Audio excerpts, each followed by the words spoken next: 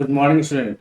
Welcome to our new chapter of revision, that is globalization and Indian economy. Today, student, we are going to study about the globalization and the factor which affect the globalization. So let's start the topic. First, we have to define globalization.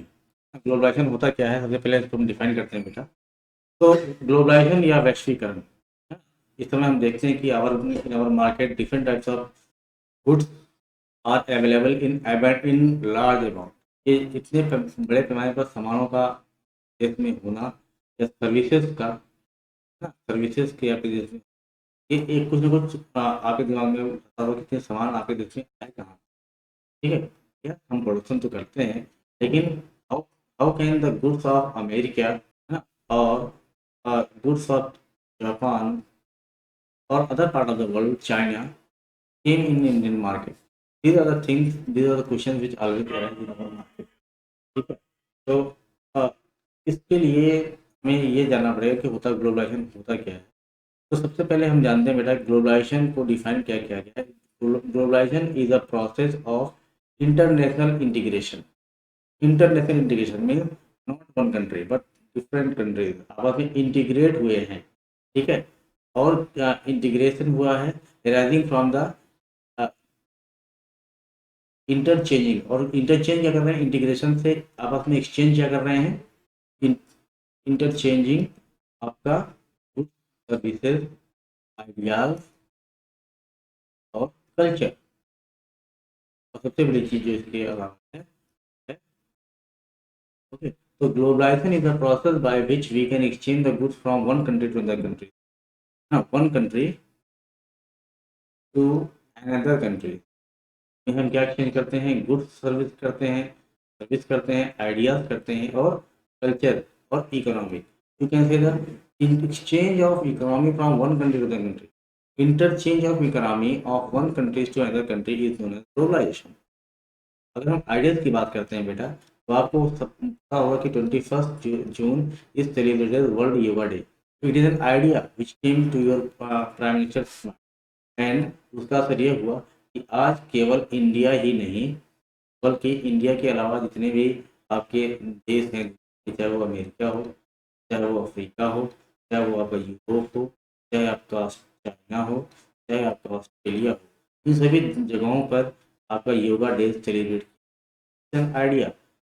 ये केवल आज के से ही नहीं, बल्कि पहले भी जो आपके जब इंडिया वाला अंदर कॉलोनी, तो भी आपके यहाँ पे उपनिषेधा, वेदा, ये आइडियाज अलग अलग देशों को एक्सचेंज किया गया था. तो उस समय एंशियंट समय भी सामानों का आदान प्रदान हुआ करता था, इस समय भी होता है. बट डिफरेंट ये है कि आज केवल जो आपका ग्लोबलाइजेशन का जो मतलब है, केवल एक ही कंट्री का नहीं है, but globalization is two way traffic mean if we export the good to America, we can also import the good to. ठीक है, so this is our globalization that you understand the meaning of globalization. दूसरी चीज हम बात करते हैं बेटा कि ग्लोबलाइजेशन को प्रभावित करने वाले कारक कौन कौन, what are the factor which affect the globalization. तो ग्लोबलाइजेशन को प्रभावित करने वाले जो सबसे पहला कारक है वो है टेक्नोलॉजी, ना. By good technologies we can produce a large amount of goods and services. हम अच्छी टेक्नोलॉजी से अच्छे पैमाने पर सामान और गुड्स का निर्माण कर सकते हैं इन बल्क. बल्क में क्वालिटी और क्वांटिटी दोनों क्या होगी, quality as well as the quantity. If our quantity good, the quantity and the quality of the good will be increased, then it is possible only by the technology. Okay, तो पहला हुआ आपका technology. दूसरी बात हुई multinational companies, जिसको हम लोग बोलते हैं मल्टीनेशनल. अभी हम करना पड़ेगा. मल्टीनेशनल कंपनीज वो कंपनीज होती हैं जो कि अपने सामान का निर्माण और सेवा सेवा और सामान, goods and services, they provide to one, not in one country but more than one country. They are known as चीज. तीसरी चीज जो आपके ग्लोबलाइजेशन को बढ़ावा देती है, that is the low tariff. Low tariff means tax. अगर हम लोग टैक्स की बात करते हैं, तो tax is a process by which government stop the companies to in the. अगर आप कोई भी कंपनी आपके देश में आ रही है और उसके लिए आपके यहाँ पे टैक्स बैरियर लगा हुआ है, तो वो कंपनी आपके यहाँ से कम प्रॉफिट लेकर, तो वो कंपनी आपके देश में आने की नहीं। ठीक है, अगर टैक्स आपका लो है, तो the company have to pay low tax and the company will return back to the they have profit. ठीक है, तो reduction of the tariff barrier is another factor which increase the globalisation country in the world.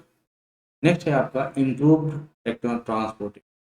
If you talk about transportation बेटा, इसमें आपका land transportation, air transportation और water transport, तीनों की बात आती है।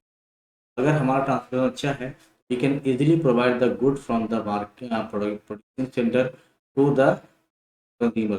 प्रोडक्शन सेंटर से हम लोग कंज्यूमर तक सामान से पहुंचा देंगे। तो ये तभी संभव है जब आपके यहाँ पे ट्रांसपोर्टेशन अच्छा हो। उसके लिए हर देश इस समय क्या कर रहा है, they are trying to build आपका highway, they are building the bullet train, so that the services and the goods should be provided easily and fastly to the destination. Next है आपका labour mobility. Labour mobility depend करता है आपका road transportation. Means जो labour आपके यहाँ पे काम कर रहे हैं, जिसमें काम करते हैं, वो कितनी जल्दी आपके यहाँ पे आ सकते हैं प्रोड्यूसिंग सेंटर पे, और प्रोड्यूसिंग सेंटर से अपने घर तक जा सकते हैं। That is should be maintain only by the technology. ठीक है, तो labour mobility is also necessary. आप यहाँ पे लेबर इंडस्ट्री आ रहे हैं, जल्दी आएंगे तो फिर उनका जो टाइम वेस्टेज है कम होगा। तीसरा है आपका not on the mobility of labour but the capital mobility, है ना। पैसे की मोबिलिटी बहुत बड़ा रोल प्ले करती है। How can be provide how can be provide fast money, fast currency to the, के लिए आपके यहाँ पे है ई बैंकिंग।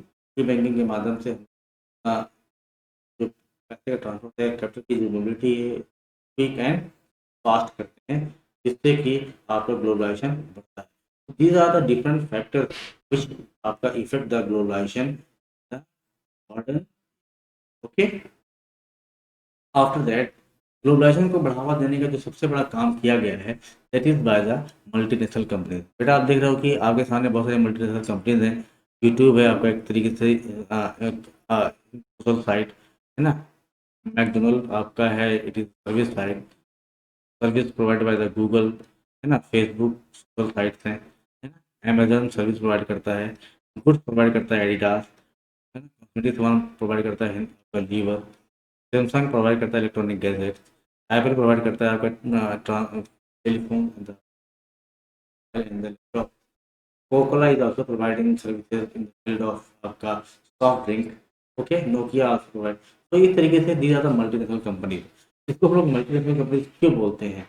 वही Amazon is known as multinational company, वही Samsung is known as multi, वही मास्टर कार्ड, है ना। तो मल्टीनेशनल कंपनीज को क्या डिफाइन किया गया बेटा? मल्टीनेशनल कंपनीज और द एमएनसीज क्या होती हैं? इज द इंटरप्राइजेज, है ना, that manage production and service, that manage production or the service in more than one country can also be referred to be the international company।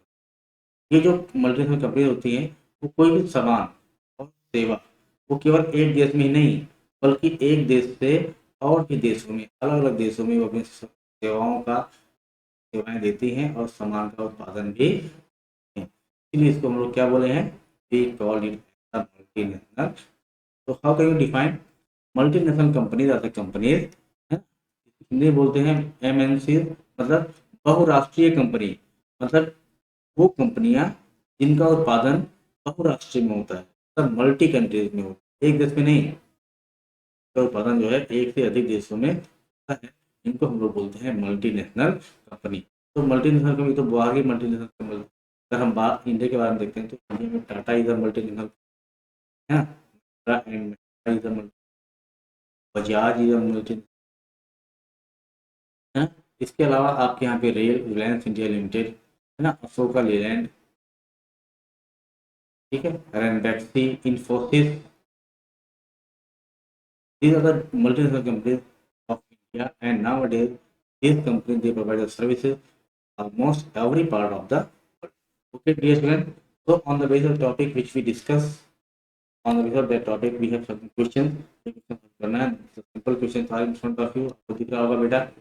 What do you understand by the term globalization? आप क्या समझते हो? हमने discuss किया है इस पे, है ना. Under what circumstances do the multinational company produce set up the production?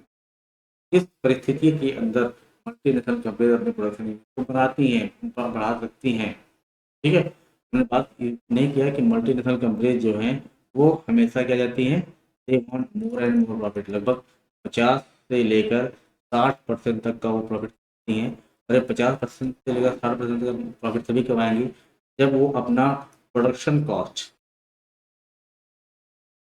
लो करती हैं. इसका मतलब कोई भी सामान जब मल्टीनेशनल कंपनी बनाती है तो उसका उत्पादन लागत बहुत ही कम होती है, और उत्पादन लागत कम होने के कारण ही तो वो के दाम में बेच सकती है. फॉर एग्जांपल अगर एक कंपनी ने 10,000 में कोई सामान बनाया तो उस 10,000 में वो कंपनी कमाएगी आपका 5,000 से लेकर 5,500, और 5,500 तक का कमाएगी तब जब ये 10,000 का सामान वो 2,000 में बना लेगी. तो प्रोडक्शन कॉस्ट वो हमेशा अपनी सामान का कम करती है. ठीक है. दूसरा है मल्टीनेशनल कंपनी क्या है, इसके बारे में हम कर चुके हैं. How does the foreign trade led the integration of market across the country. ठीक है. और ये इंटीग्रेशन ऑफ फॉरेन ट्रेड किस तरह से दुनिया के देशों को जोड़ता है. आपको एग्जांपल देना है आपके अलावा, अपने आप से एग्जांपल देना है किस तरह से जोड़ता है. और लास्ट क्वेश्चन है what are the various ways in which countries can be linked. दुनिया के देशों को हम किस तरह जोड़ते हैं.